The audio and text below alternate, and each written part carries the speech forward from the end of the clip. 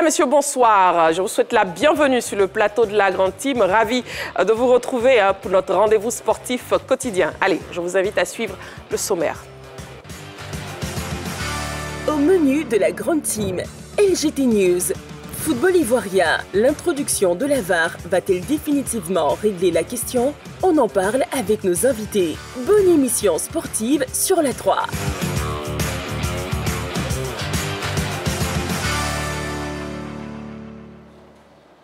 Allez, nous serons ensemble pendant 90 minutes, 1h30 d'émission pour le décryptage de l'essentiel de l'actualité sportive. La question LGT de ce soir, football ivoirien, l'introduction de la VAR va-t-elle définitivement régler la question de l'arbitrage? On parlera donc de ce sujet dans l'actu de ce soir. Le numéro de téléphone de la 3 pour nous joindre, bien sûr, c'est le 27 21 59 93 99. 27 21 59 93 99. Pour la première partie de cette émission, je serai accompagnée de Balo. Balo, bonsoir. Bonsoir Marie-Christine. Et de Dorgelès. Bonsoir Marie-Christine. Voilà. On commence avec la première rubrique, l'essentiel de l'actualité sportive. C'est bien ici, dans votre émission La Grande Team. Allez, LGT News. LGT News. Jeux Olympiques de Paris 2024 pour débuter les news. Sissi Cheikh, porte-drapeau de la Côte d'Ivoire. Sissi Cheikh Salah a été désigné porte-drapeau de la délégation ivoirienne pour les prochains Jeux Olympiques. LGT News. Football à présent, AGO MFC, quitus obtenu pour l'exercice 2023-2024.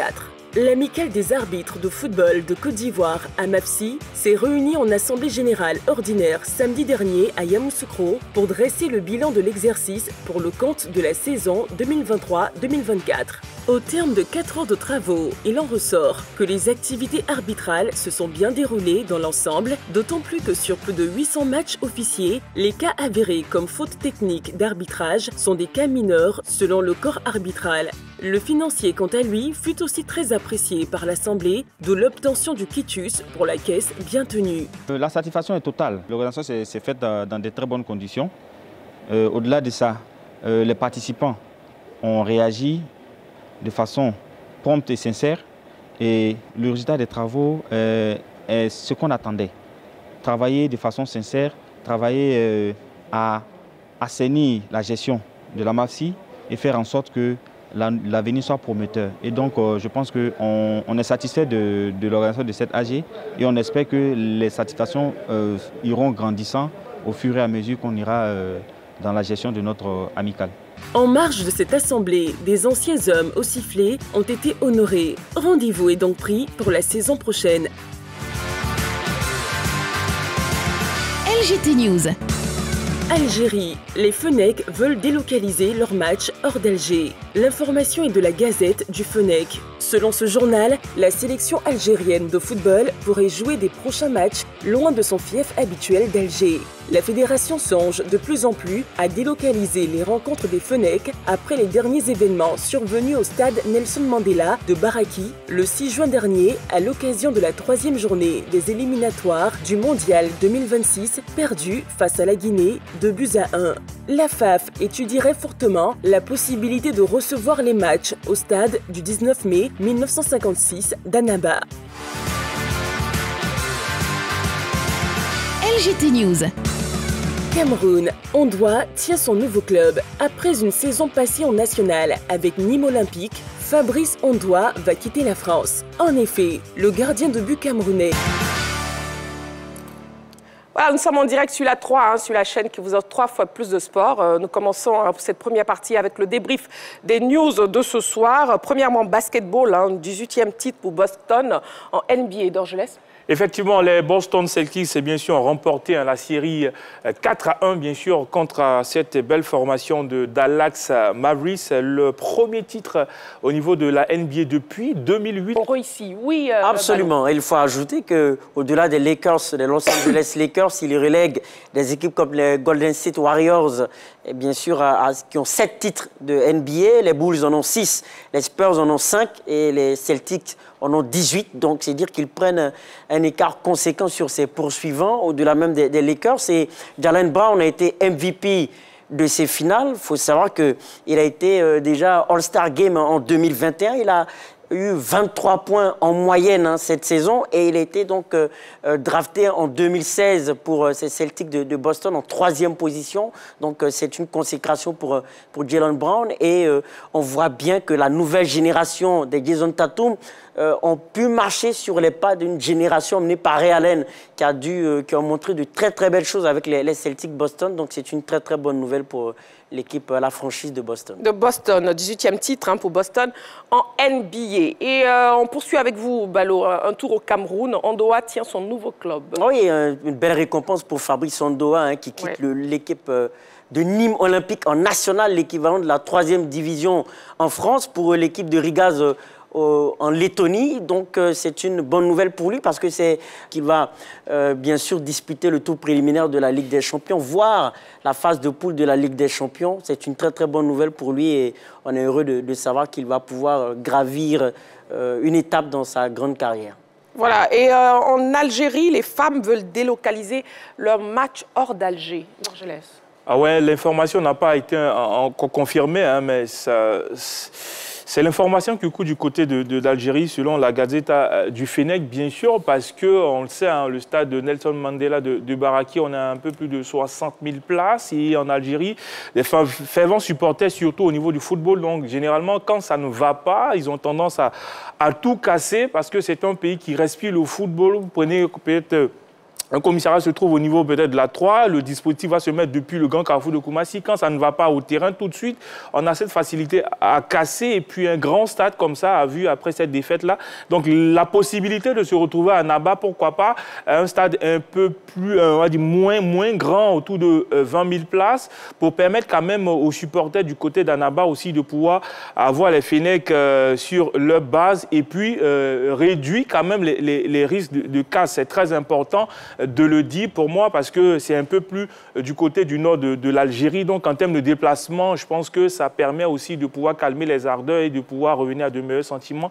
Mais en même temps, c'est dommage d'en arriver là. À chaque fois que ça ne va pas, qu'on se met à tout casser dans le stade. Je pense que c'est une manière peut-être pour la fédération aussi d'essayer de limiter aussi la casse parce que quand le stade n'est pas assez grand, je pense que le dispositif qu'on met en place permet de pouvoir tout baliser, tout contrôler. On espère que pourquoi pas ça va arriver pour limiter la casse. On espère, Dorgelès. Et puis une autre information pour vous, très chers téléspectateurs.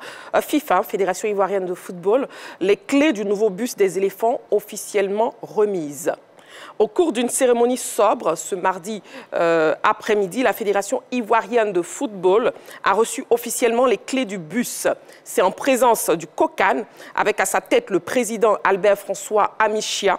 Rappelons que le bus Cannes 2023 des éléphants est un car de dernière génération, avec toutes les commodités à l'intérieur. Un bus qui fait vraiment la fierté des champions d'Afrique 2023. Un petit mot. Oui, un mot pour dire que oui, les instances dirigeantes de la Fédération ivoirienne de football ont exprimé un satisfecit pour dire que ce bus symbolise le bon déroulement de la Coupe d'Afrique des Nations. Sinon, ce sont là les retombées positives de cette Coupe d'Afrique des Nations 2023. Et oui, on est heureux de savoir que les éléphants de Côte d'Ivoire seront dans de bonnes conditions. Parce qu'il faut savoir que lorsque le bus est bien équipé, ça permet de mettre ces joueurs dans un moule, dans un bon mode de concentration pour pouvoir aller dans les stades et sortir le meilleur d'eux-mêmes. Donc, on est satisfait pour le design aussi qui est assez intéressant en termes d'utilité. Il sera utile en termes de commodité et aussi en termes d'esthétique.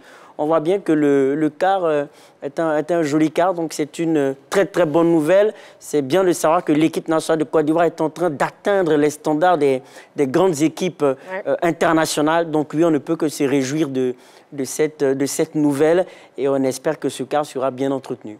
Ah, on espère qu'il sera bien entretenu. Un très beau car à l'image des champions d'Afrique d'Orgelès. Effectivement, moi, je ne dirais pas que j'ai un petit pincement pour l'ancien cas, mais j'aurais appris qu'on va passer l'ancien cas aux filles. Je suis très content parce que, mine de rien, il y a 2 étoiles. Plus on peut pousser en commun pour aller 3 étoiles dans l'ancien cas. Donc, bon, plutôt 2 étoiles dans l'ancien cas. Donc, oui, ça peut booster aussi les filles. Pourquoi pas aller chercher aussi des étoiles parce qu'il y a quelque chose d'important. Il y a un vécu dans ce cas-là. Et aujourd'hui, on est passé à un autre cas. Je pense que c'est bien. C'est à l'image du champion d'Afrique que nous sommes. 3 étoiles, c'est pas rien. Je pense que l'équipe s'est battue pour cela. Aujourd'hui, avoir un tel cas pour se mettre dans les conditions idoines pour pouvoir travailler, je pense que c'est une bonne chose. Félicitations au COCAN, félicitations à la Fédération ivoirienne de football qui ont travaillé ensemble pour que quand même cette 3e étoile puisse rester en Côte d'Ivoire. Félicitations à la Fédération ivoirienne de football, félicitations au COCAN et félicitations aux champions d'Afrique. Voilà, la question LGT de ce soir, football ivoirien. L'introduction de la VAR va-t-elle définitivement régler la question de l'arbitrage? On en parlera dans quelques minutes. Vous pourrez donc nous appeler au 27 21 59 93 99. Pour l'instant, on marque une petite pause, juste le temps de la publicité. Et on se retrouve pour la suite de votre émission. À tout de suite.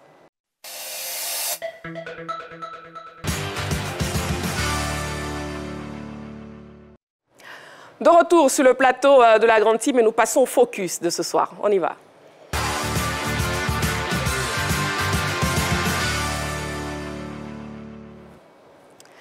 La célébration des meilleurs joueurs de la saison a été effectuée le week-end dernier à travers les étoiles du football ivoirien.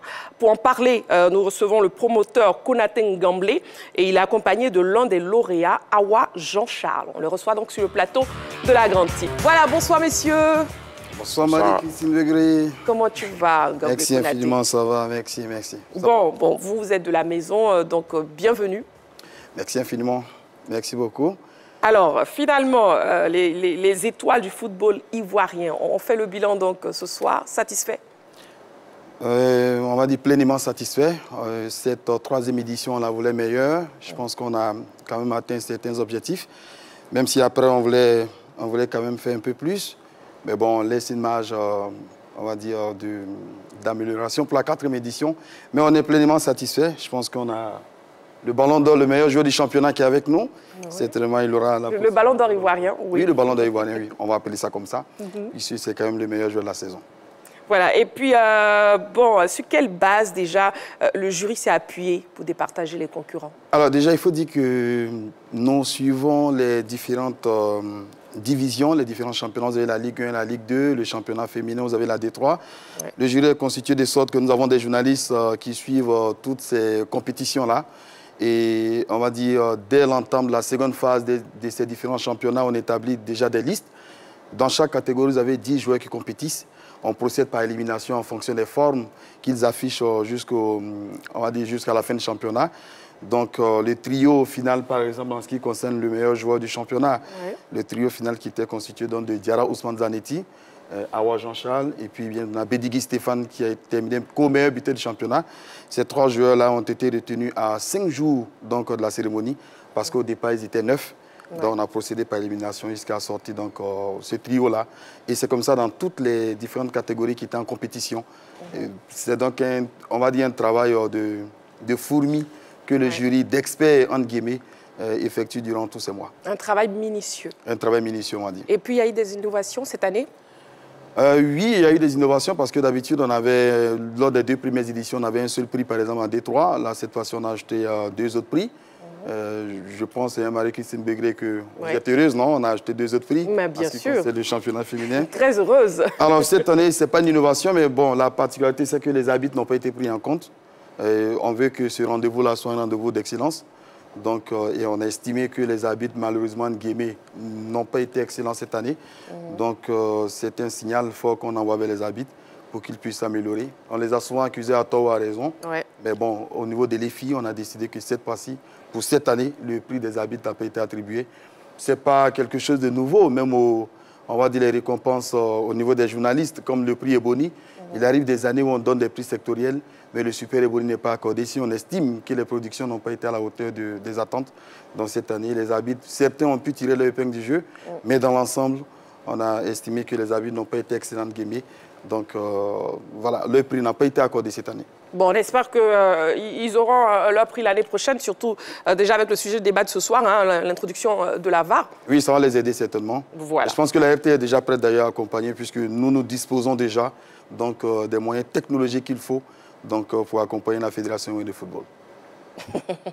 D'accord, très bien. Et puis, Ballon, une question à M. Gamblé, oui. Oui, allez-y. Bien sûr, mais moi, c'est savoir. C'est vrai qu'on juge que les arbitres n'ont pas été excellents sur l'ensemble de la saison. Mais est-ce qu'il n'y avait pas là l'occasion d'encourager la minorité qui fait des efforts pour rehausser le niveau global? Oui, je suis d'accord. Alors, le jury est composé de 13 personnes. Il y a eu un débat, entre guillemets, houleux. Certains étaient pour ce que vous venez de dire. Donc, il fallait encourager quand même ceux qui ont su donc, tirer leur épingle du jeu. Mais les autres ont estimé, la majorité a estimé que voilà, il fallait envoyer plutôt un autre signal aux habitants, donc un signal fort. Pas parce qu'ils ont été tous, entre guillemets, on va dire, pas médiocres, mais bon, il y a quand même certains qui ont pu tirer leur épingle du jeu. Mais on a décidé dans l'ensemble, c'est la démocratie, le jury a décidé dans l'ensemble de ne pas accorder ce prix cette année. Peut-être que l'année prochaine, le prix va revenir donc, au sein des, on va dire, des différents prix qui sont donnés, on l'espère. Mais c'est une invitation aussi au corps arbitral donc, de revoir les copies et pourquoi pas de jouer leur rôle. Voilà. D'accord. Et puis, bon, il y a un prix qui a été attribué, c'est le prix du meilleur joueur de la saison de Ligue 1. Et nous avons sur ce plateau Awa Jean-Charles. Déjà, félicitations. Et comment on se sent après ce titre? Bien, très bien. Joyeux. Joyeux, c'est tout. Joyeux. D'accord. Oui, mais une question pour le lauréat. Pour le Ballon d'Or ivoirien, est-ce que cette saison, il y a eu une préparation particulière à l'entraînement? Quels ont été Qu'est-ce que vous avez fait comme effort pour avoir finalement ce résultat? Bon, après, c'est fixer des objectifs en tout-même. Bon, avant que la préparation ne commence, moi, j'avais déjà entamé d'abord une préparation parce que j'avais déjà mis en tête que cette saison-là devait être la nôtre au fait. Donc, du coup, je me suis préparé physiquement avant d'entamer la préparation avec le club. D'accord. Et vous avez glané une autre récompense le week-end dernier. Et décidément, c'est votre année. Oui. On le dit bien, c'est ça, c'est mon année. Oui. Ouais. Donc, comment on se sent après tous ces prix, toutes ces récompenses, voilà. Comme je l'ai dit, très bien heureux. Parce qu'après, il y a eu un travail très dur. Et puis bon, ça a payé. Voilà, c'est le travail bien fait qui est récompensé. Ouais, Donc, je laisse une question. Une question pour Konaté. En Gamblé, ils étaient 3 quand même, il sort vainqueur. Qu'est-ce qui a fait la différence? Et puis, est-ce que vous n'avez pas ce sentiment-là, je ne dirais pas du copier-coller, mais quand même, ça arrive sur la saison passée où on sait, en termes de récompense, où chez vous, vous avez donné la récompense du meilleur joueur à un autre joueur, de l'autre côté, ça a différencié. Mais cette saison, est-ce que vous n'avez pas l'impression qu'on ne fait que du copier-coller en fonction de ce qui est fait? On essaie tant bien que mal pour mettre tout le monde d'accord. Alors, s'il y a bien un copier-coller, on va dire c'est peut-être les EFI, les étoiles du football ivoirien qu'on copie. Parce que c'est quand même la toute première cérémonie, on va dire, qui est organisée dans la foulée de la fin du championnat de football. Alors, déjà pour le trio, c'est une très très belle question parce que c'était quand même difficile de les départager. Vous avez Awa Jean-Charles qui a été auteur d'une saison magnifique avec le Stella Club d'Adjamé, auteur donc, de 12 buts, 9 pas décisifs, c'est-à-dire qu'il joue, il fait jouer, il marque, il fait marquer. Il n'a laissé personne insensible ou indifférent cette saison donc, au stade Robert Champion de Macoré et toutes les autres pelouses. Hein. Il a eu donc à fouler avec cette belle formation de Stella Club d'Adjamé. Et si bien le Stella a terminé 5e, c'est grâce à lui, quelque part, parce que de tous les buteurs qui ont inscrit plus de 10 buts en championnat, personne n'a délivré autant de pas décisifs que lui. Ce sont des détails qui ont compté. Alors en face, bien évidemment, vous avez Bédigui Stéphane, qui a quand même porté cette belle équipe du FC San Pedro vers son premier titre de la saison. Il a quand même planté 15 buts en 47. Lui, le FC San Pedro a inscrit 47 buts cette saison. Lui, il en a marqué 15. Donc ça vous fait 31% des buts qui ont été inscrits par Bédigui Stéphane. Ça veut dire que c'est forcément un très très bon joueur. Et puis vous avez Diarra Ousmane Zanetti, qui aurait pu participer donc, à la dernière fenêtre internationale des éléphants. Parce que quand même, Emes Faye l'observait beaucoup. C'est un très bon joueur, l'arrière droit, donc le défenseur arrière droit de Zoma FC. Zoma FC, il est un très bon joueur. Mais je pense que des 3 qui ont fait une belle saison, Awa Jean-Charles il était tout simplement plébiscité par le jury. Et je pense que d'ailleurs hier, il y a eu une autre cérémonie qui n'a fait donc plébisciter, sinon confirmer le choix du jury d'experts des étoiles du football ivoirien. En tout cas, c'est mérité. Et justement, Awa Jean-Charles, avec justement cette performance-là, est-ce qu'on vous reverra encore en saison 1, en Ligue 1? On sait déjà qu'il y a beaucoup de clubs qui vous veulent. Ouais, ça c'est quelque chose de sûr. Mais après, c'est de faire le bon choix. Donc, c'est un peu ça. On est là, on analyse les offres et puis après, c'est décidé. Mais pour l'instant, le choix n'est pas encore fait. Non, le choix n'est pas encore fait. On réfléchit toujours. Oui, on réfléchit toujours. Alors, pour la petite histoire, lorsqu'on est primé aux étoiles du football ivoirien, on ne reste plus dans le championnat. Stéphane Kiaziz, Ouattara Brahima, pareil également pour Wotro-Vignon Patrick. Donc, je pense que je peux miser une pièce quelque part et je pense qu'il va partir. Bon, ça c'est l'avis de Konaté Ngamblé. Bon, ce n'est pas encore pas encore la décision. On n'a pas encore votre décision. OK? D'accord. Bon, on reste dans le secret des dieux. Oui, c'est une question pour Ngamblé Konaté parce que très souvent sur les prix de récompense de joueurs, on a ce qu'on appelle la performance collective. C'est-à-dire que l'équipe, très souvent, qui est championne de Côte d'Ivoire, a un avantage important pour avoir le prix. Sinon, permettre à un de ses joueurs d'être consacré meilleur joueur. C'est-à-dire que les performances collectives, sinon les palmarès en termes de titres n'ont pas de... pas tellement. Non, si. Ça fait partie. Je pense que c'est d'ailleurs pour cela que Bédigui Stéphane faisait partie du trio final. Donc, au niveau de... Il a compéti dans la catégorie des meilleurs joueurs de la saison. Lui qui a terminé comme meilleur buteur de la Ligue 1, on va dire. Non, ça fait partie. Mais le ballon d'or, c'est beaucoup plus un prix individuel. C'est la valeur intrinsèque du joueur qu'on regarde. Si vous voyez, on va dire, les 12 buts qui ont été inscrits par Awa Jean-Charles, il n'a inscrit qu'un seul penalty. Parmi les 12 buts qu'il a inscrits, délivré 9 fois décisifs. De l'autre côté, comparaison n'est pas raison, mais Bédigui Stéphane a inscrit beaucoup plus de pénaltys que lui. En plus, lui, il est meneur de jeu, il est 9,5, il sait porter le ballon, il sait jouer, il sait faire jouer, il sait marquer, il sait faire marquer. Bref, ce sont des petits détails qui ont compté, mais je vous assure que c'est un excellent joueur qui nous a fait rêver. Il est doté d'un potentiel offensif inédit, mis au service d'une remarquable vision du jeu. Waouh! En tout cas, il nous a marqué cette saison et je vous assure que ce garçon-là, dans quelques années... ira très loin. Il ira très loin. Voilà. Il a la fierté du football. Il nous impressionne tous, en tout cas. Bonne chance pour la suite de votre carrière. Et puis, Ngamblé Konaté, revenons déjà. Est-ce qu'on se projette pour la prochaine édition? Oui, absolument. Absolument. Une prochaine édition qu'on a commencé déjà à préparer, à laquelle on souhaite que vous soyez présente cette fois-ci. Ça, c'est très, très important. Je serai présente. On se projette déjà avec cette magnifique cérémonie-là qu'on va organiser dans la foulée de la fête des différents championnats. On l'a vu un peu plus grande, un peu plus belle, encore plus meilleure. En tout cas, il y a de belles surprises qui attendent avec la volonté d'améliorer davantage les récompenses. Et cette année, par exemple, je pense que l'enveloppe qu'il a reçue cette année est un peu plus importante que celle que son prédécesseur Ouattara Brahima a reçue l'année dernière. Alors, on va améliorer encore ces différentes récompenses. L'objectif reste de les accompagner, de les soutenir, de les encourager, ces garçons qui nous font rêver tous les week-ends. Et c'est très, très important pour nous qui sommes journalistes sportifs et témoins des exploits de ces garçons-là sur les différentes pelouses ivoiriennes. Félicitations, Ngamblé Konaté, promoteur des étoiles du football ivoirien. Un mot de fin. Le mot de fin est deux choses. La première, déjà, c'est de remercier infiniment tous nos soutiens, tous les partenaires qui nous accompagnent, l'ensemble du jury, l'ensemble des journalistes qui font ce travail au niveau des étoiles du football ivoirien. La deuxième chose, c'est de remercier la direction générale de la RTI, qui accompagne ce projet, qui soutient ce projet. Je me dis qu'il ne pouvait en être autrement, puisque c'est la RTI qui produit et diffuse la Ligue 1 et la Ligue 2. Et c'est le lieu d'ailleurs de féliciter également la direction de la 3 pour tous les matchs, tous les efforts qui sont fournis ici. Donc bref, remercier tout le monde et en particulier notre directeur général, M. Fosseli Dambélé. Merci infiniment et on continuera toujours à donner le meilleur de nous-mêmes et à accompagner ces garçons parce qu'ils le méritent bien. Voilà, félicitations donc Ngamblé Konaté, un promoteur des étoiles du football ivoirien. Et aussi sur le plateau, nous avons le meilleur joueur de la saison, Awa Jean-Charles. Un mot de fin? Je dis merci à Dieu pour ces 7 ans, c'est tout. C'est très bien dit. C'est très bien dit. Merci beaucoup et puis félicitations, comme je l'ai dit. Félicitations pour votre carrière. Bon, Konaté, ici c'est la maison, donc on se revoit encore une autre fois. On se revoit très très bientôt. Voilà. Merci infiniment pour votre accueil, merci Dorgelès, merci Mohamed Balo. Merci à vous et félicitations, beaucoup de courage. En tout cas, merci infiniment. Merci, merci. On marque une petite pause. On se retrouve dans quelques secondes seulement pour la suite de votre émission. À tout de suite.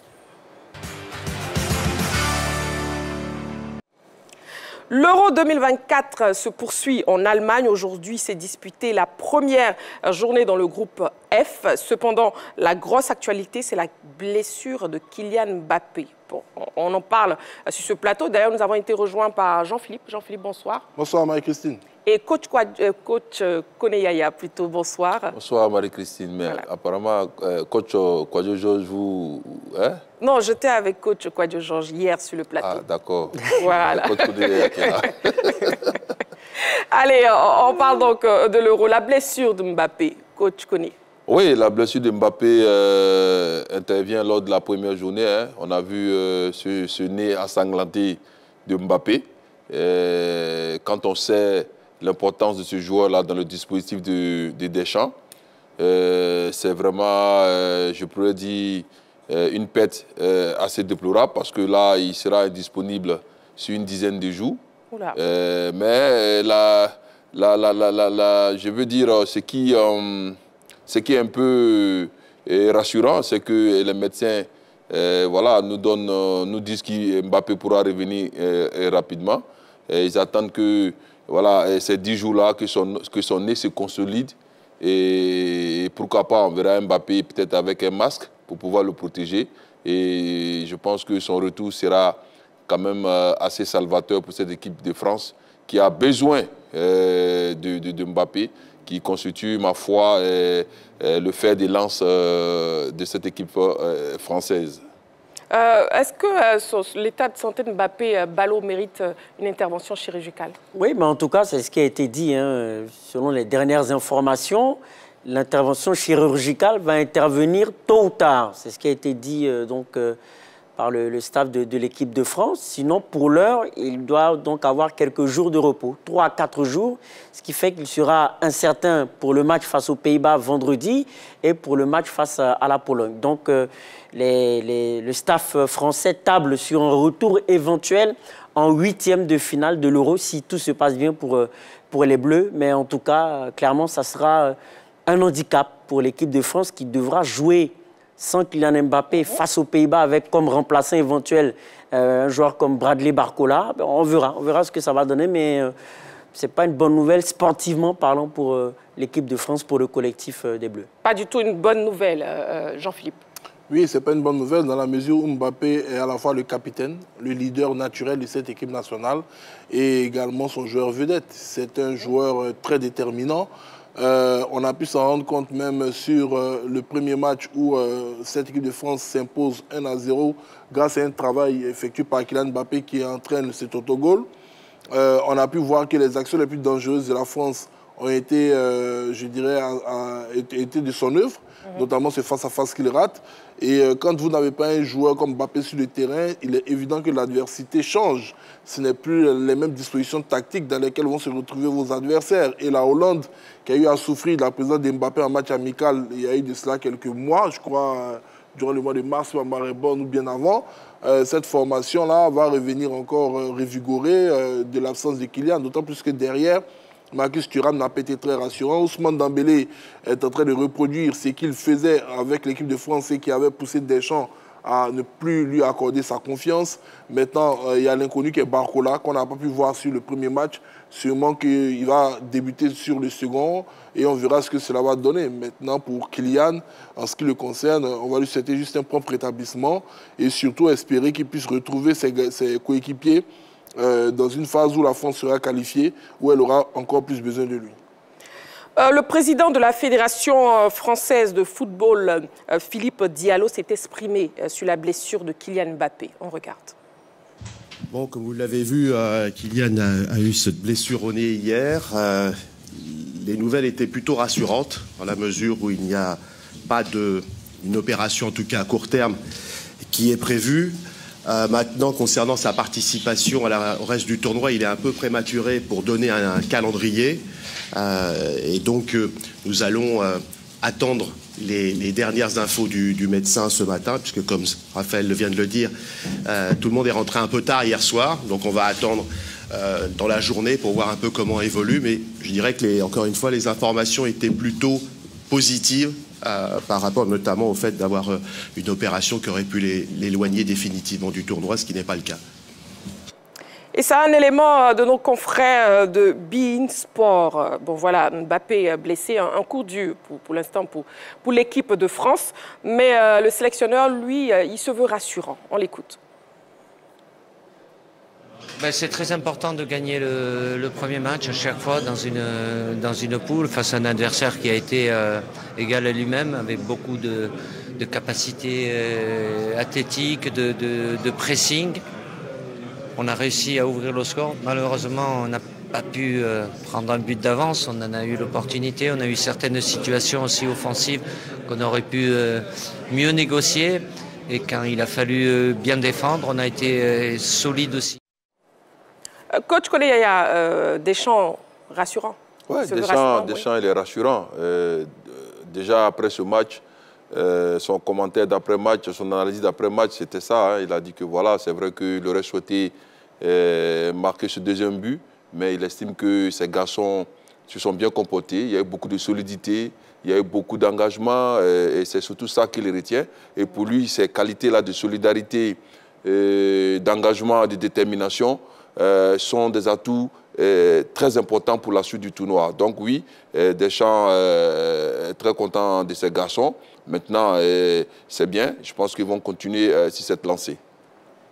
La France favori, qui fait partie des favoris de cet Euro 2024. On a aussi le Portugal, grand favori Euro 2024. Bon, le Portugal rentré en liste ce soir. Impression, Jean-Philippe? On a suivi, je dirais, une partie de cette rencontre, oui. Où la partie la plus animée, la première mi-temps a été un tout petit peu fermée, d'après les échos qu'on a pu voir à travers les retours qu'on avait. Et donc, en seconde période, c'était plus débridé. On a des Tchèques qui, en première mi-temps, essaient de contenir les Portugais. Ils savent que sur le banc de cette équipe du Portugal, il y a un fin tacticien, Roberto Martinez, qui avait entraîné la Belgique, ancien entraîneur d'Everton. Et donc, il fallait essayer de contrer le style de jeu de cet Espagnol. Et donc, ils ont bien mis le bus devant. Ils sont allés à la pause à 0-0. Ils sont revenus, ils ont surpris cette équipe portugaise sur une attaque placée en inscrivant le premier but. Ça a permis à cette formation de gagner la confiance qu'il fallait. Malgré cela, elle s'est un peu recroquevillée sur ses bases, ce qui a occasionné l'égalisation des Portugais. Ouais. Maintenant, sur la fin du match, elle a senti qu'il y avait de l'espace parce que les Portugais donnaient pratiquement tout ce qu'ils avaient. Ils ne voulaient pas repartir avec ce match nul. Donc, il y avait beaucoup de boulevards. Ils se sont exposés. Il a fallu beaucoup de baraka, beaucoup de solidarité défensive aux Portugais pour ne pas encaisser le but de la rupture. Et puis, à l'ultime instant, Martinez a effectué un remplacement et fait rentrer un jeune Conceição, joueur de Porto, dont il avait vanté les mérites lors de la conférence de presse la veille. Ouais. Et ce garçon qui est rentré et après quelques minutes sur le terrain inscrit, je dirais, ce but qui permet au Portugal d'arracher les 3 points. Tellement heureux qu'il a retiré son maillot. Ça nous rappelle une scène ici avec notre Oumar Diakité. Il a retiré son maillot, il a écopé d'un carton jaune. Voilà. Mais au-delà de cette victoire quand même du Portugal, c'était quand même une journée des premières, que ce soit pour le jeune Conceição, que ce soit également, on va en parler peut-être tout à l'heure, pour le jeune Arda Güler avec la Turquie. Mais voilà, les jeunes se sont illustrés dans cette journée de l'Euro et félicitations au Portugal qui compense ces 3 points donc. Voilà, score final Portugal-République tchèque, la victoire donc du Portugal qui s'en sort 2-1. Finalement, Cristiano Ronaldo, le meilleur atout de la sélection portugaise. Balo.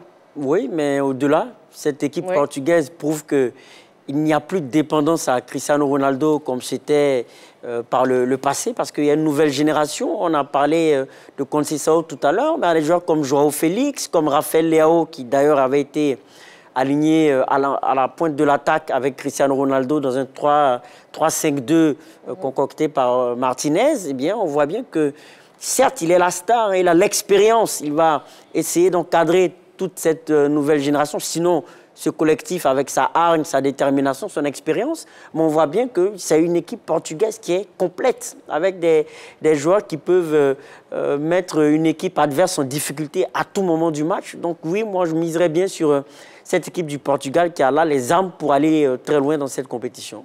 Et coach Kone-Yaya, un mot quand même sur la République tchèque, ancien vainqueur de l'Euro.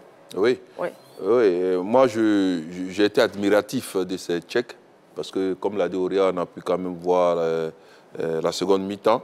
Mais déjà, vu les statistiques de la première mi-temps, on a vu une équipe tchèque jouer aussi ses valeurs physiques, ses valeurs de joueurs de grand gabarit. Et dans la première période, ils ont laissé carrément le ballon aux Portugais, parce que déjà à la 30e minute, on était à 76% de possession de balles pour le Portugal. Donc c'est dit la stratégie que les Tchèques ont mis en place. Ils ont laissé venir donc, le Portugal et ils sont partis avec un score vierge à la mi-temps. En second mi-temps, on a vu un autre visage de cette équipe de la République tchèque qui sont sortis pour aller véritablement inquiéter cette défense portugaise et jusqu'à même à pouvoir ouvrir le score. Et ce qui m'a encore le plus marqué tactiquement, c'est que j'ai bien aimé cette équipe dans les phases de transition défensive. C'est-à-dire que dès qu'elle perd le ballon, dans la seconde immédiate, elles exercent un pressing tout de suite sur le porteur du ballon pour essayer de récupérer le ballon et essayer tout de suite d'aller créer le danger dans le camp adverse. Et donc pour moi, la République tchèque s'est très bien comportée. C'est vrai qu'après, les individualités portugaises ont fait la différence. Mais dans l'ensemble, il faut dire que rien n'a encore perdu pour cette équipe tchèque. Elle a encore toutes ses chances intactes. Et un peu plus tôt dans la journée, la Turquie était face à la Géorgie. Balou. Oui, c'était un match magnifique, hein, d'après ce que j'ai pu voir. En tout cas, sur la première période, c'est allé dans tous les sens, à 100 à l'heure, avec une équipe de la Géorgie qui s'est qualifiée, qui a arraché sa qualification contre toute attente, emmenée par un certain Willy Sagnol, qui a été un très bon joueur aussi, hein, du côté du Bayern de Munich. Donc, on a eu une équipe de Turquie et de la Géorgie qui se sont rendus coup pour coup. On a eu des buts aussi fabuleux, un but enroulé de la pépite du Real Madrid d'Arda Güler, un but somptueux, peut-être même qui sera dans la liste des meilleurs buts de la compétition. Là, on a Mikotadze du côté de la Géorgie qui a égalisé. Donc oui, dans l'ensemble, on a eu un très très bon match et finalement la Turquie s'est imposée, mais ça confirme une tendance générale du début de compétition, c'est-à-dire que les favoris s'imposent. Sauf la Belgique qui a fait exception à cette règle. Sinon, les favoris d'entrée de jeu sont présents, que ce soit le Portugal, la Turquie, la France, l'Allemagne. Et c'est de bon augure pour la suite de la compétition parce que dans cette logique, on pourrait avoir des gros chocs pour le second tour de l'Euro. Et Balou, vous faites bien de signifier le magnifique but de Arda Güler que d'ailleurs on vous permet de voir. On y va. Là. Quel but, quel beau but. Le gardien n'a pu rien faire. Je dirais que c'est un tir d'archer. Ouais. Voilà, on aurait cru voir Robin Desbois négocier une flèche. Arda, ce n'est pas le premier but spectaculaire qu'il met, déjà à Madrid et pour les saisons à venir. C'est une pépite, Arda Güler. Et bon, messieurs, faisons le point dans les groupes F.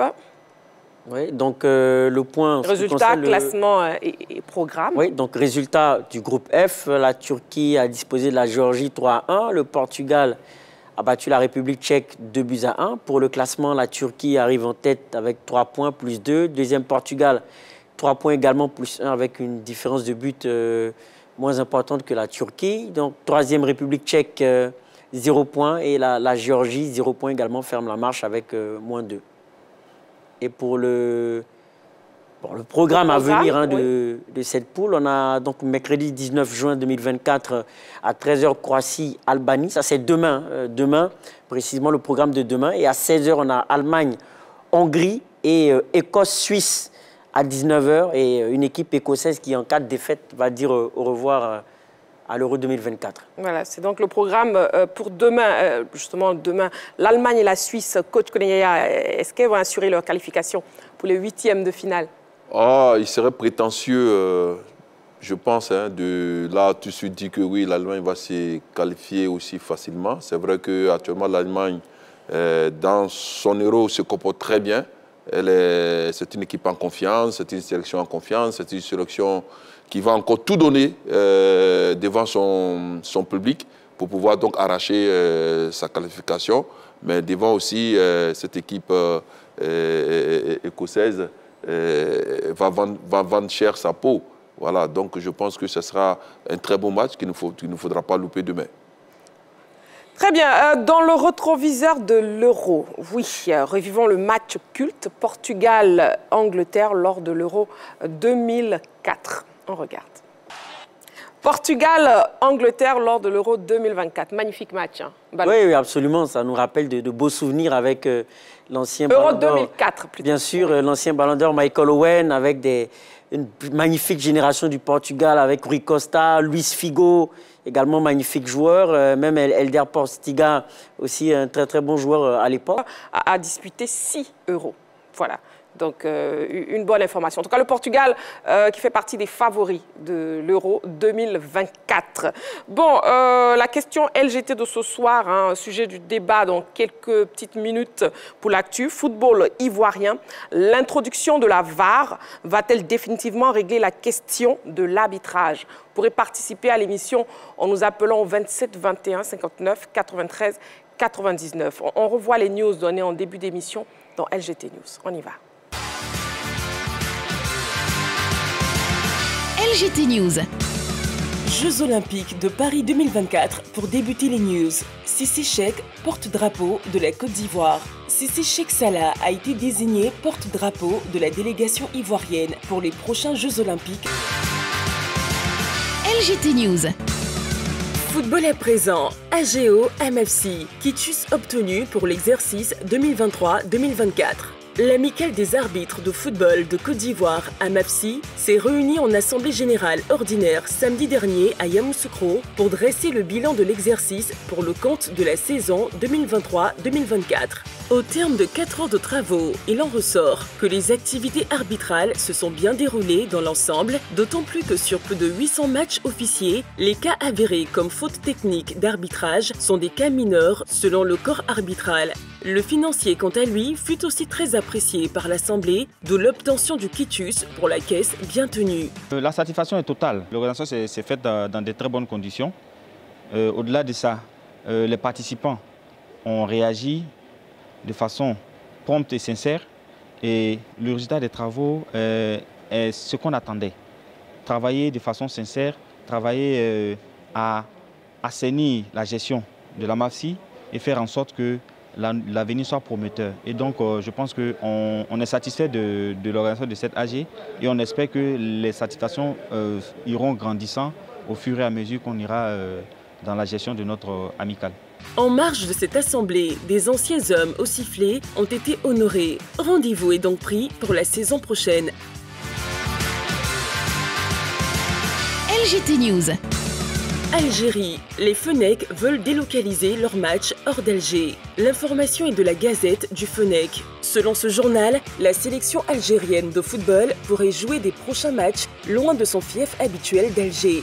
La fédération songe de plus en plus à délocaliser les rencontres des Fennecs après les derniers événements survenus au stade Nelson Mandela de Baraki le 6 juin dernier à l'occasion de la 3e journée des éliminatoires du Mondial 2026 perdu face à la Guinée 2-1. La FAF étudierait fortement la possibilité de recevoir les matchs au stade du 19 mai 1956 d'Annaba. LGT News. Cameroun, Ondoa tient son nouveau club après une saison passée en national. De retour sur le plateau de la Grande Team et nous passons bien sûr à l'actu de ce soir. On y va.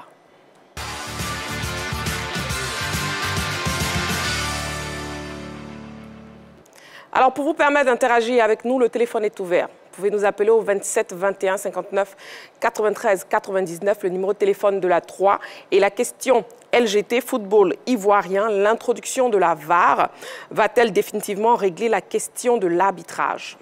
Pour en parler, justement, nous avons un invité qui nous a rejoint. Il s'agit de M. Brou Parfait, arbitre fédéral ivoirien et instructeur technique d'arbitre. Voilà, c'est bien dit. Bonsoir, Brou Parfait. Bonsoir, Marie-Christine. Voilà, bienvenue sur le plateau. Okay, merci. Et puis, avec vous, donc, on va débattre concernant ce sujet. Il n'y a pas de souci. Voilà. Grande révolution dans le football ivoirien. La VAR sera introduite dans le championnat national la saison prochaine. Cette technologie va-t-elle améliorer l'équité et la qualité de l'arbitrage ivoirien? Regardons d'abord cet élément préparé par la rédaction. Après, nous, on en parle sur le plateau de la Grande Team. On y va. Au cours d'une rencontre avec la presse en marge du match Kenya-Côte d'Ivoire au Malawi, le président de la Fédération ivoirienne de football, Yacine Idriss Diallo, a annoncé que la vidéo Assistant Referee, VAR, serait utilisée dans le championnat national la saison prochaine. Il a confirmé cette information dans un post publié sur sa page Facebook officielle le 15 juin dernier. Nouvelle étape pour le football ivoirien. La VAR sera introduite la saison prochaine pour nos matchs les plus décisifs. Cette technologie améliorera l'équité et la qualité de l'arbitrage, a écrit le locataire de la Maison de Verre de Trècheville. À cet effet, en collaboration avec la zone UFOAB, le processus est en bonne marche avec le début de l'installation de l'équipement au Centre technique national de football de Bingerville. L'implémentation s'est faite sous la direction de Wael El-Zebaï, responsable de la technologie du football de la CAF. Cet équipement permettra de former davantage d'instructeurs et d'arbitres et pourra être utilisé lors des matchs. Si l'avènement de la VAR est salué par la famille du football ivoirien, certaines questions se posent cependant. Ne faudrait-il pas utiliser la technologie pour tous les matchs de Ligue 1? Comment seront déterminés les matchs décisifs? La VAR améliorera-t-elle vraiment l'équité et la qualité de l'arbitrage ivoirien? Voilà, l'introduction de la VAR va-t-elle définitivement régler le problème de l'arbitrage dans le football ivoirien? Messieurs, à vos panonceaux, vous parfait, vous avez voilà, un oui ou un non. Et après, bien sûr, vous pourrez argumenter. Non, vous parfait. Oui, coach Koneyaya, non. Balo, un oui. Et un oui, d'accord. Donc j'ai donc 2 oui et 2 non. Vous parfait. Pourquoi non? Non, je dis non à cause de l'adverbe définitivement qui est ajouté à la question. Ça ne va pas régler définitivement. Ça va certes améliorer des situations cruciales, puisque les arbitres auront la possibilité de revoir les actions, mais dit définitivement, mais de toute façon, ça n'a pas réglé définitivement les problèmes ailleurs où on utilise. Donc, ce n'est pas une potion magique qui va régler tout par un claquement des doigts. Non, ça reste un travail d'homme. La machine ne prend pas de décision. La machine donne des informations que les hommes vont interpréter. Donc, le travail, il va consister à former les hommes pour qu'ils puissent interpréter correctement les informations que les machines vont leur présenter. Très bien. Donc, sachant raison garder, ça sera très bien, très utile, mais il y a encore du travail à faire. D'accord, mais ça, pour l'instant, de façon progressive, et voilà. Pas définitivement. Pas définitivement. Voilà. C'est bien noté. Football ivoirien, l'introduction de la VAR va-t-elle définitivement régler la question de l'arbitrage? Vous pouvez nous appeler au 27 21 59 93 99, 27 21 59 93 99 pour nous donner vos différents avis sur la question LGT de ce soir. Balo, pour lui, c'est oui. Moi, je dirais oui, parce que d'abord, il s'agit d'éteindre plusieurs polémiques au niveau du football ivoirien. Il faut savoir qu'il y a eu plusieurs actions litigieuses, et des actions litigieuses allant dans le sens des pénaltys, de certains cartons rouges et bien sûr de buts refusés. Alors que ça rentre pour moi dans les prérogatives de la VAR qui a pour mission justement de donner des éléments aux différents arbitres, des éléments d'interprétation pour pouvoir finalement donner un verdict final. Et pour ce qu'on constate, le mal, sinon les différentes critiques ou les polémiques qui ont donc touché le football ivoirien partent de ces actions litigieuses-là. Donc moi, j'estime que cette VAR-là va au moins, si vous voulez, réduire le nombre de polémiques par rapport à ces actions litigieuses. Il y a même des matchs de l'Africa où il y a eu des pénaltys qui ont été contestés avec la VAR. Même s'il y a une mauvaise interprétation de l'arbitre, derrière, la VAR, qui est l'outil qui va nous donner ces éléments-là, va nous permettre derrière de pouvoir débriefer correctement ce qui s'est passé et bien mieux situer les responsabilités. Ça va nous économiser en salive, ça va aussi nous économiser, en tout cas, l'effort de certains neurones. Donc, pour moi, c'est une chose qui est bienvenue, encouragée. J'ai tenu à mettre oui. C'est vrai que définitivement, c'est un peu utopique de dire que ça va régler définitivement. Ouais. Mais nous sommes dans une logique d'encouragement quand même d'une révolution, on peut le dire, au niveau du football ivoirien. D'accord. Pour vous, Balo, l'utilisation de la VAR aurait pu régler certaines décisions arbitrales dans certains matchs cette saison. Hein. Bien sûr, oui, bien sûr, des actions litigieuses, surtout. Sur l'attribution de certains pénaltys. Surtout, parce qu'on n'a pas eu de but refusé en tant que tel, mais surtout sur le jugement de certains pénaltys et autres, notamment sur le dernier match d'ailleurs face à l'US Chologo, où il y a certains supporters qui ont estimé qu'il y avait pénalty. S'il y avait eu VAR, je pense que ça aurait pu permettre de trancher définitivement l'action litigieuse et ça aurait pu nous permettre de tourner la page. Bien sûr. On a un appelant, M. Diomandé Mamadou, qui nous appelle de Sipilou. Bonsoir, M. Diomandé Mamadou. Monsieur Diomandé Mamadou. Oui. Bonsoir, ma belle. Bonsoir, Monsieur Diomandé Mamadou. Bienvenue sur le plateau de la Grande Team. Avec ta tenue blanche, je suis très heureux avec la 3. Je salue le plateau. Oui. Monsieur. Oui, Monsieur Diomandé. La question LGT, hein. L'introduction de la VAR. Oui. Nous, les Ivoiriens, devons applaudir cet événement-là des deux bras et puis faire un soulagement par rapport à l'évolution du football, surtout le championnat ivoirien. Si la VAR est arrivée en Côte d'Ivoire, je pense que c'est la bienvenue et ça va changer quelques problèmes au sein de l'équipe du football. Oui. Parce que vraiment, on a constaté cette année de là, par-ci, par-là, le problème d'arbitrage. Il y a eu beaucoup de plaignants sur l'arbitrage. Et si à la VAR, ça va beaucoup arranger le football ivoirien, il va y avoir moins de plaintes. Oui, monsieur Diomandé. Je veux, derrière le cas, placer les membres associés là. Là-bas, là. Les membres associés derrière l'écran. Là, ils vont juger les fautes. Là, ça va aller. Bon, oui, monsieur Diomandé. Oui. Il va venir. Il sera là. Merci beaucoup. Merci beaucoup, monsieur Diomandé Mamadou, qui nous appelait donc de Sipilou. On poursuit le tour de table, justement, ici sur le plateau de la Grande Team. Et c'est un non pour coach Kone Yaya. Oui. Oui, c'est un non. Mais déjà, moi, je vais saluer déjà ses efforts de la part de la fêtière, à travers son président, le président Idriss Diallo, qui fait des efforts pour véritablement faire rentrer le football ivoirien dans le modernisme. Et ça, c'est une belle chose que nous applaudissons tous. Mais maintenant, moi, j'ai dit non parce que je suis un peu sceptique. Sceptique dans la mesure où, déjà, nous voyons déjà sur nos stades des arbitres qui sont bien formés, des arbitres qui connaissent bien les lois du jeu, mais qui, malheureusement, lorsqu'ils sont désignés, on assiste à d'autres choses sur le terrain. Donc, je vais dire quoi? Je vais dire que, comme il a dit tout à l'heure, M. Brou, en définitive, la dernière décision revient à l'homme. Et moi, à l'origine de la VAR, c'est d'abord pour amener plus d'équité, de justice dans l'arbitrage. C'est ça d'abord l'origine de la VAR. Ouais. Voilà, apporter plus d'équité, de justice, aider les arbitres à bien accomplir les tâches. Mais maintenant, vous savez, c'est un outil. Et un outil technologique, ça dépendra de l'orientation qu'on veut en faire. Mais moi, je souhaite que cette orientation-là s'appuie sur la moralité, sur l'éthique, de sorte que les interprétations, les différentes interprétations qui vont avoir lieu disent la justice.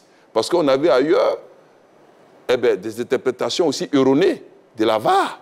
Okay. On a vu des compétitions où, dans un même match, on interpelle la VAR pour une équipe A qui a été lésée, et sur une autre action de l'équipe B, la VAR n'est pas interpellée. Donc, je vais dire que l'avenir de la VAR est à saluer, mais pour moi, c'est l'homme. C'est l'homme qui est derrière. Il va falloir d'abord, fondamentalement, amener les hommes qui seront derrière ces machines-là a fait prévaloir une fois de plus, Marie-Christine, cet aspect, cette dimension de l'éthique et de la morale. Parce que, comme l'a dit Rabelais, François Rabelais, oui. La technologie sans conscience n'est que ruine de l'âme. La technologie qui n'est pas fondée sur la moralité peut conduire à des dérives. Donc, moi, c'est un peu ça, ma position. Oui, la VAR, bienvenue en Côte d'Ivoire, mais il va falloir que la fédération même soit une institution forte pour pouvoir convenablement appliquer cette VAR. D'accord, c'est donc un non pour coach Kone Yaya. Pour lui, la VAR ne va pas définitivement régler la question de l'arbitrage. Nous avons un appelant, M. Kouadio Charles, qui nous appelle de Soubré. Bonsoir, M. Kouadio. Oui, bonsoir, madame. Bienvenue sur le plateau de la Grande Team. Et puis, on vous écoute. Hein. L'introduction de la VAR va-t-elle définitivement régler la question de l'arbitrage? D'accord. D'accord. Il faut dire que l'avènement de la VAR actuellement aussi la bienvenue. Maintenant, le reste, au niveau de nos arbitres, il faudrait aussi qu'ils fassent un peu preuve de bonne foi, parce que c'est aussi important. Nos arbitres doivent regarder un peu aussi au sens au niveau du plan international, comment les choses se passent, et à partir de là, quand il y a des décisions à prendre, vraiment même s'il y a la VAR, on doit faire preuve de responsabilité et puis essayer de prendre des décisions qu'il faut pour pouvoir prendre, comme on appelle, des bonnes décisions. Moi, je pense que c'est aussi important sur ce côté. L'avènement de la VAR, ça essaie de comment on appelle, d'innover aussi notre championnat, au niveau, comment on appelle, national, comme aussi international, pour qu'on sache aussi que notre championnat aussi est à un niveau aussi élevé. Ouais. Et je pense que vraiment c'est important. D'accord, ok. C'est bien noté. Merci beaucoup, M. Kouadio Charles, pour votre participation à l'émission. Voilà, M. Kouadio Charles qui nous appelait donc de Soubré.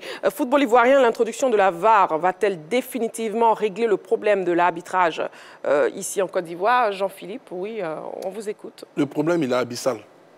Le problème, il est pratiquement, je dirais... Et si c'était une maladie, j'allais dire qu'on était en train de partir dans un stade où la guérison allait être impossible. Et il fallait une réaction. Il fallait une réaction face à l'attitude des hommes en noir.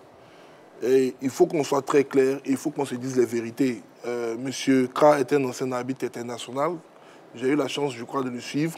C'est un homme qui s'est toujours bien illustré, mais je ne pense pas qu'il soit aussi fier de lui quand il rentre aujourd'hui pour assister à certaines rencontres où on a l'impression que certains arbitres sont en train de jouer une pièce de théâtre, sont en train de s'adonner une mascarade sans tenir compte des gros enjeux aujourd'hui que revêt le football, notamment en Côte d'Ivoire. Il fallait que la fédération réagisse face à toutes ces critiques. Quand une fédération déjà a du mal à attirer des spectateurs dans les stades, elle compte sur les spectacles, sur l'éthique, pour que ces derniers-là puissent se dire, au moins chez nous, il y a des hommes qui s'adonnent véritablement à la compétition, avec l'esprit compétitif, et on peut aller les encourager. Ouais. Mais c'est très décourageant quand on va dans un stade et qu'on voit certaines attitudes des arbitres. Ils auront beau se défendre en disant que c'est parce qu'ils n'avaient pas la VAR. Je le dis, il y a certains arbitres qui l'ont dit, ne sont pas assistés par la VAR, donc il faut comprendre nos erreurs. Participer à une émission où des arbitres ont appelé, c'est ce qu'ils ont dit. Donc, quand je vois que la fédération réagit et qu'elle dit elle apporte la VAR, pour l'arbitre déjà, c'est, je dirais, un traitement qui est apporté à son mal. Un mal que lui-même il a décelé. Donc, voilà pourquoi j'ai mis un oui. Parce que cet outil-là, plus personne ne va aller se cacher derrière aujourd'hui. Avec la présence de la VAR, on a vu pendant la Coupe d'Afrique des Nations comment cet outil était magnifiquement bien utilisé par les, comme on appelle les arbitres africains, qui ont reçu les félicitations, que ce soit des concepteurs ou de la FIFA. Parce que sur la CAN, il n'y a vraiment rien à redire au niveau des coups de sifflet qui étaient donnés par rapport à la VAR. Pourquoi? Alors, quand le championnat va commencer, on va s'interroger sur l'efficacité de ce système. Cela voudrait dire que peut-être il y a des intentions inavouées. Moi, j'estime que avec les sessions de mise à niveau de préparation, c'est un outil qui va donner encore un gros avantage aux arbitres ivoiriens sur le plan international. À condition qu'eux-mêmes, comme l'a dit M. Kra, soient conscients Monsieur Brou. Monsieur Brou, excusez-moi. Monsieur Brou, parfait. Alors, voilà. Parfait, excusez-moi. Moi, je pensais qu'on parlait de quelqu'un d'autre. Non, j'ai même noté son nom, Monsieur Brou, parfait. Donc, à moins que comme il a dit lui-même, que certains arbitres décident peut-être de par, entre guillemets, une mauvaise foi, de ne pas véritablement appliquer les règles. Ah non, j'ai pas dit ça. Ça, c'est connu. Les règles du football. Les règles du football. C'est assez clair. L'outil a été pensé, conçu, introduit, a été mis en rapport avec les règles qui régissent le football pour permettre aux arbitres d'avoir une facilité dans la prise de décision. Ouais. Il faut l'employer en tant que tel. L'outil ne va pas se substituer aux arbitres. Bien sûr, non. L'outil ne se substituera jamais aux arbitres. Mais si les arbitres en font un mauvais usage, on ne dira plus que voilà, c'est l'absence de la VAR qui fait que nos arbitres sont mauvais. On dira tout coup que nos arbitres sont mauvais. Voilà pourquoi moi, au-delà même de la réponse à la question, c'est un gros espoir que je mets dans cet outil-là pour permettre enfin au football ivoirien de ces dernières saisons d'avoir un arbitrage correct, éthique, efficient, sans bavure, qui va nous permettre d'avoir de véritables vainqueurs de certaines rencontres de football. D'accord, très bien. Monsieur Brou, parfait, justement, ex-arbitre fédéral ivoirien, et puis instructeur technique. Bon, une seconde, on a un appelant. Okay. Monsieur Ndri Kouakou, qui nous appelle le Yamsokro. Bonsoir, monsieur Ndri. Bonsoir à la grande team. Voilà, bienvenue sur le plateau. Voilà, monsieur. Très honoré pour cet appel. Nous aussi. Voilà. La question est de savoir si la VAR va définitivement réduire, ou du moins définitivement résoudre le problème. Voilà. Le terme définitivement me fait penser que non. En fait, ce sont des hommes qui jugent. Et quelquefois, ce qui pose problème, c'est l'interprétation. C'est le public. Ouais. Puisque, en allant au terrain, certains disent qu'il faut pour forcément gagner. Donc, du coup, quand il y a une défaite, forcément, il y a des interprétations. Donc, ce qui pose problème, c'est l'Assemblée, c'est le public. Donc, le public ne sera jamais d'accord que, n'est-ce pas, l'arbitre prenne une telle décision. Donc, à partir de ce moment, on dira toujours non. C'est vrai que la VAR va nous permettre d'améliorer, n'est-ce pas, les faits, d'améliorer les prises de décision, mais définitivement, je dirais non. D'accord. Voilà, voici un peu ma petite contribution. Une très bonne contribution. Merci beaucoup pour votre contribution. Voilà. Merci beaucoup, monsieur Ndri, qui nous appelait de Yamsokro. Donc, justement, je vous demandais... On se rapproche. On se rapproche. Sipilo, Soubré, Yamsokro. Ah, voilà.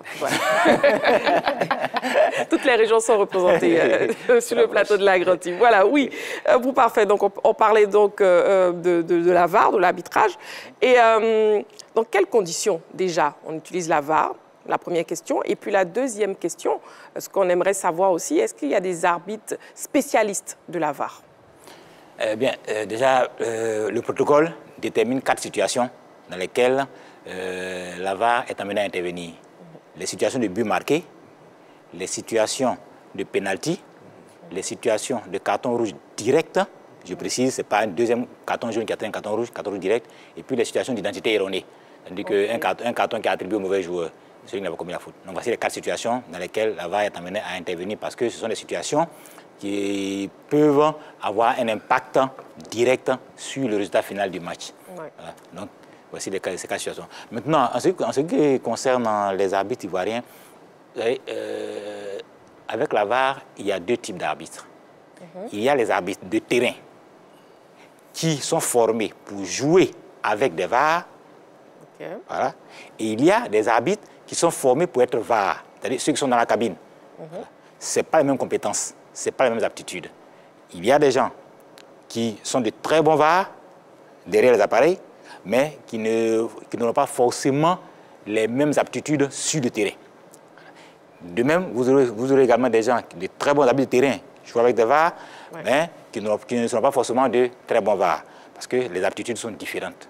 Voilà. Mais en Côte d'Ivoire, nous avons des arbitres de terrain qui jouent avec des VAR. Nos arbitres internationaux, il y en a plusieurs, des hommes comme des dames, voilà, qui jouent avec des VAR, mais des arbitres VAR dans la cabine, pour l'instant, nous n'en avons pas encore. D'accord. Nous n'avons pas encore d'arbitres formés pour l'utilisation de la VAR dans la cabine. Dans la cabine. Pas encore. Pas encore. OK. Voilà. Mais ça va venir. C'est une affaire de formation. les ressources, le cadre structurel pour la formation existe déjà avec la CAF, la FIFA. Voilà, la Fédération de football va prendre les attaches nécessaires pour faire les différentes formations. D'ailleurs, il y a une formation, il y a une séance, un séminaire de formation des instructeurs que la CAF va organiser très bientôt en Côte d'Ivoire. Voilà. Okay. C'était prévu au Caire, mais la date a changé, ça sera en Côte d'Ivoire. Voilà. Et la Côte d'Ivoire a l'honneur d'avoir un de ses instructeurs en la personne de votre serviteur qui va participer à ce séminaire de formation des instructeurs VAR. Donc, vous voyez que tout va ensemble. La fédération est sur le bon chemin. Voilà. Il y aura encore beaucoup plus de ressources humaines formées parce que la clé, c'est la ressource humaine. Bien sûr. Voilà. D'abord, la formation des formateurs, en plus, de sorte qu'après, on puisse former les arbitres sur le terrain. Parce que ce n'est pas la CAF qui va venir faire le suivi ici, ce n'est pas la FIFA, mais il va falloir que les arbitres soient agréés. En fait, c'est un peu comme la formation des pilotes. Les arbitres doivent être agréés. Il y a un certain nombre d'heures de formation à faire dans les simulateurs, sur le terrain, pour être agréé, arbitre de terrain va et arbitre va dans la cabine. D'accord, voilà. Très bien. En tout cas, l'accent est mis sur la formation. Oui, Jean-Philippe. Je voulais vous demander à M. Brou si, au niveau des obligations émises par la CAF ou la FIFA pour être un arbitre VAR, il fallait forcément avoir été ou être un arbitre de terrain. Tous les arbitres, c'est d'abord des arbitres qu'on prend. Tous les arbitres sont des arbitres de terrain, à la base. Voilà. Maintenant, parmi eux, on fait une sélection, on forme les gens, et puis bon, on fait des évaluations, on détecte ceux qui ont les aptitudes pour être dans la cabine. Voilà. Il arrive même que, finalement, on confine même certains carrément à la cabine parce qu'ils sont tellement compétents, tellement performants, si bien réactifs, et ils arrivent à tellement bien analyser les situations et à sauver des situations qu'ils font plus de matchs dans la cabine que sur le terrain. Donc il faut une certaine expérience quand même qui est demandée pour être dans la cabine. Expérience, je dirais plutôt expertise. D'accord. Oui, Balo. Oui, c'est sur les aptitudes, parce qu'il a dit que l'aptitude pour être sur le terrain et sur la cabine, eh bien, les aptitudes diffèrent. Quelles sont les différences, justement? Bon, à la base, on forme les arbitres pour être sur le terrain, ok? Pour être de bons arbitres sur le terrain. Maintenant, quand on est sur le terrain, ce qu'on voit, c'est quoi? Comme ça. Vous voyez? En une fraction de seconde. Il y a des gens qui ont le don de pouvoir juger ça. Enfin, évidemment, ça passe par la formation, la répétition, les exercices, mais qui ont quand même cette aptitude-là à être capable de juger quelque chose qui se passe en un instant très bref. D'autres n'ont pas forcément ces capacités. Voilà. Donc, forcément, quand on forme les hommes, vous allez en trouver. Vous allez trouver les meilleurs, d'autres un peu moins bons, et puis bon, enfin, ceux qui ne pourront pas franchir un certain cap. Donc, en fonction des objectifs recherchés, aujourd'hui la FIF, sinon la CAF, la FIFA, aujourd'hui la FIF va repérer les personnes les plus aptes à être sur le terrain et celles les plus aptes à être dans la cabine, en fonction des performances qu'elles auront présentées lors des formations, lors des entraînements. Okay. L'introduction de la VAR va-t-elle définitivement régler la question de l'arbitrage? Les hommes de médias ont donné leur avis sur la question LGT. On l'écoute. Une bonne idée de la part de la fédération, de ce comité exécutif de la fédération, parce que ça va, à mon avis, réduire un peu les suspicions de certains dirigeants de clubs vis-à-vis des hommes en noir. Parce que cette saison qui vient de s'achever, vous n'êtes pas sans savoir qu'il y a eu beaucoup d'actions sur lesquelles les entraîneurs surtout et les secrétaires généraux des clubs ont pensé que les arbitres pouvaient quand même accorder des coups francs ou bien des pénaltys sur ces actions-là, mais ça n'a pas été le cas. Mais pour ce qui est de la saison prochaine, je pense que la vidéo assistance va beaucoup aider les arbitres à ne pas commettre beaucoup d'erreurs au cours des matchs du championnat. Je crois que c'est aujourd'hui une bonne chose, une bonne idée d'amener la VAR dans le football ivoirien parce que ça va permettre aujourd'hui à ces joueurs-là d'être à l'aise d'abord, ensuite permettre au public d'être aussi à l'aise.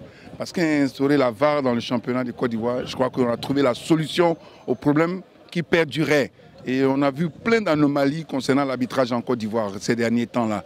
Et ça fait jaser. L'avènement de la VAR dans le football ivoirien pour la saison prochaine va certainement apporter une solution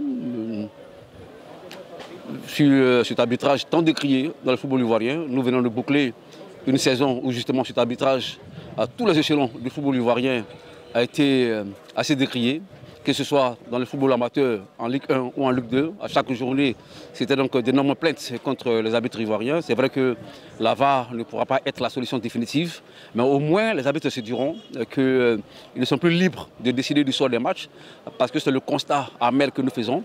Un arbitre peut décider de changer le cours d'un match, de choisir le vainqueur d'une opposition, parce qu'il n'y a pas d'élément qui lui permet de revenir sur sa décision.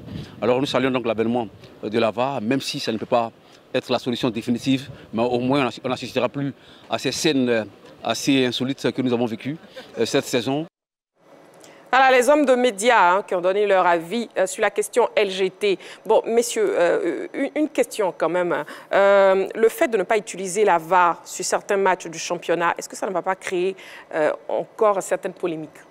Normalement, ça devrait créer certaines polémiques parce qu'en termes d'équité, cela va un tout petit peu fausser la donne. Sauf que tout va dépendre en fait de l'environnement tout autour des autres rencontres. Comme je le disais, si on estime que cela va être en phase expérimentale, s'il y a des ententes préalables, que cela s'applique sur certains matchs, il faudrait que les arbitres aient la bonne attitude sur les autres matchs. Sinon, par ricochet, on va estimer que certains matchs sont bien arbitrés grâce à la VAR et que sur d'autres, peut-être, il peut avoir, je ne vais pas employer le terme arrangement, mais il peut avoir des attitudes assez douteuses de la part de certains hommes en noir dans la conduite de certaines rencontres. Donc, moi, je pense qu'il faudrait qu'on aille rapidement, je dirais, à l'aboutissement du processus qui va permettre à toutes les rencontres de l'élite ivoirienne de pouvoir se disputer avec la VAR. Ou pas faire, polémique ou pas Polémique ou pas, je pense que le plus important, ce sont les conventions de départ. Voilà. La fédération a annoncé l'introduction de l'outil. On n'a pas encore les détails. Voilà. Il est évident que l'idéal serait que ce soit sur tous les matchs. Après, on verra bien comment ça va se passer, sur quoi la fédération et le club vont s'entendre. Mais nous, arbitres, nous sommes prêts à jouer notre partition parce que nous avons les hommes, nous avons, la fédération mettra à notre disposition les outils. Oui. Voilà. Et donc, les arbitres pourront jouer pleinement leur partition, avec ou sans VAR. Mais idéalement, avec la VAR. Avec la VAR. Parce que, forcément, avec la VAR, le niveau de décision correcte augmente. Mais déjà, il faut savoir que même sans la VAR,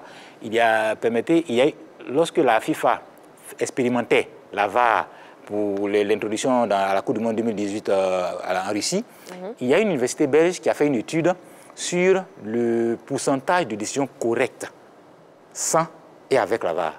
Sans la VAR, c'est 93% de décisions correctes. Avec la VAR, ça monte à 97%.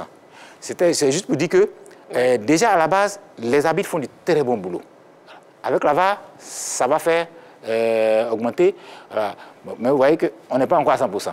Voilà. Mais forcément, c'est déjà quelque chose de super. Nous sommes très contents parce que ça va baisser, ça va aider tout le monde. Ça va aider particulièrement, tout le monde. Oui. Nous les arbitres, ça va nous aider. Bien sûr. La question LGT, le public sportif s'est aussi exprimé sur la question LGT. On y va. On est dans la modernisation. Comme en Europe, ça se passe bien. J'espère que chez nous ici, ça peut bien les aider. Il y a trop de contestations. Je pense que ça peut nous aider. Avec la VAR, c'est encore mieux, c'est bon. Voilà, là, ça mettra fin aux contestations des uns et des autres. Là, c'est une bonne nouvelle d'abord, même en premier lieu. Du moment qu'il a déjà la VAR en Afrique d'abord, puis vu la CAN passée, vu les querelles qu'il a eu pendant les arbitrages, si on applique la CAN, on applique la VAR pour cette année, c'est encore plus mieux. On a donc pu avoir vos différents avis sur la question LGT de ce soir. La grande team ce soir, c'est terminé. Merci beaucoup, messieurs. Brou Parfait, ex-arbitre fédéral ivoirien et instructeur technique d'arbitre. Merci beaucoup. Merci, Marie-Christine. Merci, coach Koneya. Merci, Marie. Ballot. Merci, Jean-Philippe. Merci beaucoup, très chers téléspectateurs. On se retrouve demain en direct 20h30. D'ici là, prenez soin de vous et n'oubliez pas, faites toujours du sport.